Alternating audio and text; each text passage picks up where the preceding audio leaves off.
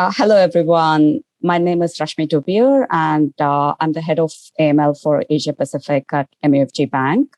I'm here with Shaun Mathieson from Quantexa, and we hope to have a quick discussion on the recent trends in AML CFT technologies, especially the new and emerging technologies today.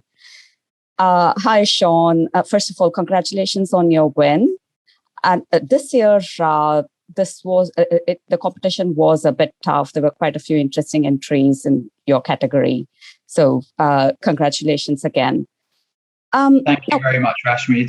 Do appreciate that, and thank you for the time taken to consider our submission. We're delighted with the win. It was our pleasure. And thanks also to Asia Risk for this opportunity today.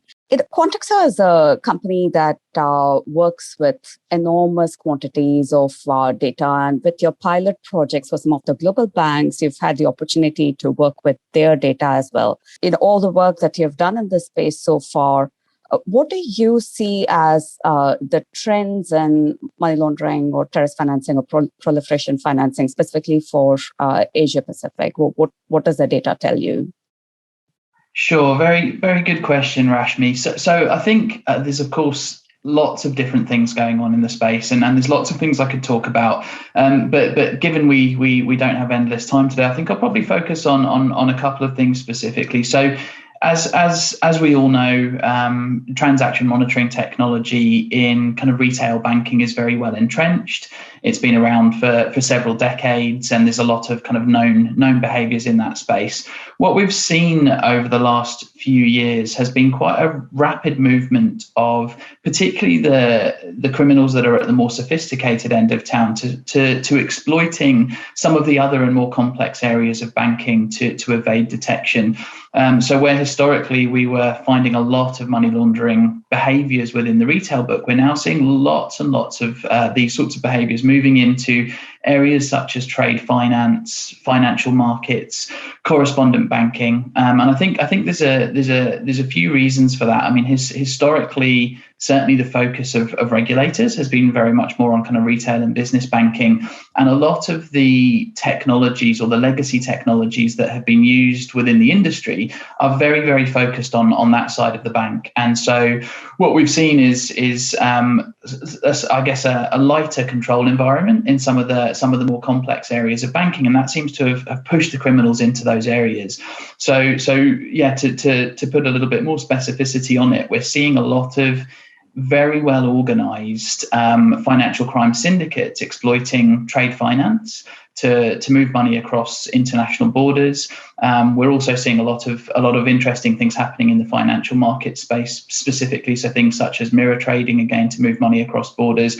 And the trend has been very much within those areas. It's been very much towards I mentioned before that what we're talking about here is the more sophisticated criminals. So what we're seeing is very well funded, quite innovative organizations who are exploiting these channels. And I think certainly from a technology and data perspective, a lot of our focus at the moment is on how can we put in place new techniques that are able to cater for that level of complexity of behavior. I'd be really interested, Rashmi, from your perspective as a financial crime leader in a regulated entity in Asia Pacific. What sorts of challenges are you seeing in terms of the more complex laundering behaviors in those areas? So I'll continue from where you left off, Shaun, and you're absolutely right. The trend of concern in recent times is the emergence of these professional money laundering networks, right? So it's not your small mom and pop companies trying to structure cash anymore. It's not that. We've gone a long way from there. We see a little bit of that too, but the typologies that we do see are getting increasingly sophisticated because they have access to professional money launderers, the financial crimes syndicates that you talked about. And so the basic typologies remain the same in that it's mainly the use of trade-based money laundering or the use of shell companies, right? So that doesn't change, but it's about how these vulnerabilities are then used to structure transactions. That's what's changing. It's not just under invoicing, over invoicing anymore, right? It's not as simple as that. And there's only so much that you can do with training and increasing sophistication of your operations, because these are large scale operations. There's only so much you can do with a pair of human eyes. So banks like us were increasingly looking to adopt new technologies. But then one of the challenges is also the proliferation of such technologies. There are a number of products out there, a number of vendors, everybody claiming to have come up with the magic bullet. So banks like us, we are looking to set up structured programs to assess new technologies, new tools in the market, to select the ones that would be a best fit based on our business, our portfolio, the types of transactions we have, the types of products we have, and the type of data we have, and what solution would be the best fit for us. And that's the only practical way forward. There's only so much, as I said, you can do with a pair of human eyes. Makes a lot of sense, Rashmi. Yes, and that brings me to my next question for you, Shaun. I mean, I'd love to have a more detailed discussion on this, but in the interest of time, we're having to structure this as a mini bite. The FATF had published a paper in July 2021, July of this year, on the opportunities and challenges of new technologies for AML CFT, where they specifically talk about technologically active supervisors. Mm-hmm.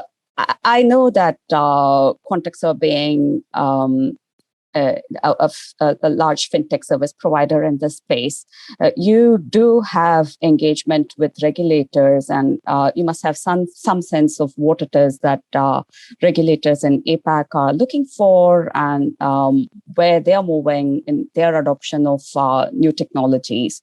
So can you share something with us on what you see are the main regulatory trends in the space?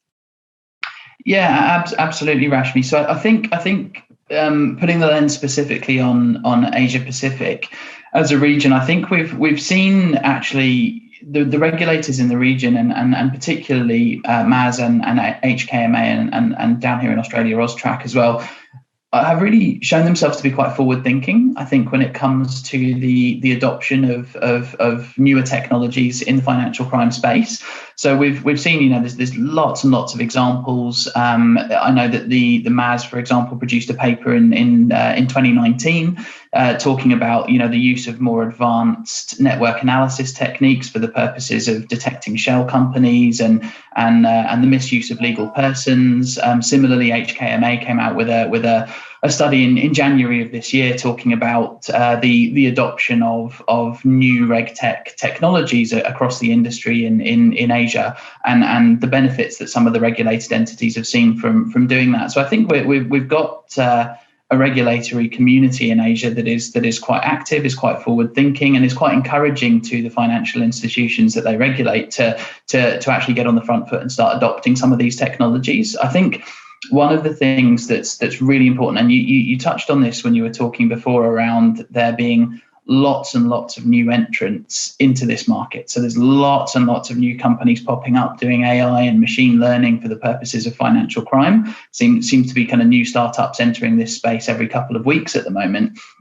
And I think what's really, really important from the perspective of the regulator is, I guess, number one, having a focus on outcomes. So not using clever technology for clever technology's sake, but using it with a very targeted view of solving a specific regulatory or financial crime related challenge.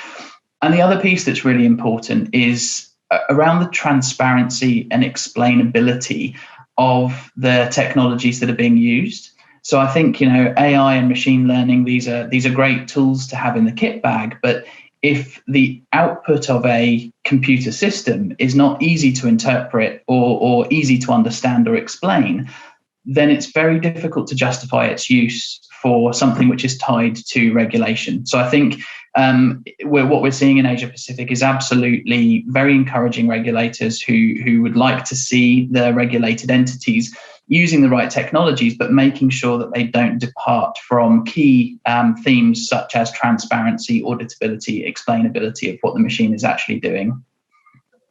Oh, very, very well said. It's really important to have a clear due diligence framework for assessment of these new technologies, as I said, the suitability for our banks, and to be able to demonstrate that the solutions that we've selected are fit for purpose. Absolutely right. For people and fin crimes, we come from many different backgrounds, right? Many of us are lawyers, or we come from a banking background, technology background, but all of us in some way or the other are going to have to become technology experts in a way. We really have to start learning at least the basics of these new tools and understand how they work. So we're not just ticking the box. And with the regulators especially, we have to give them the assurance that we understand these systems. These are not just black boxes for us. So a lot of learning, the steep learning curve for many of us, and interesting times ahead. Thank you very much for your time today, and thanks to Asia Risk Awards. All the very best. Thank you very much, Rashmi. Lovely talking to you. You too. Thank you.